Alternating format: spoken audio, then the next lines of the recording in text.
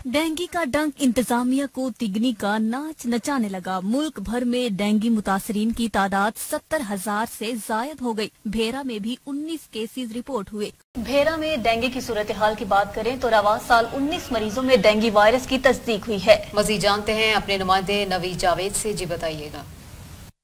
जी बिल्कुल, भेरा में डेंगू के मरीजों में इजाफा होता जा रहा है और तहसील भेरा में अब तक मजमूई तौर पर 19 अफराद में डेंगू वायरस की तस्दीक हो चुकी है, जबकि डेंगू का शिकार मजीद 2 नए मरीज भी सामने आए हैं, जिनमें रांझेवाला का मोहम्मद हमीद और रत्तू काला का सरफराज बशीर शामिल है, जिन्हें फौरी तौर पर TH अस्पताल सरगोदा रेफर कर दिया गया है।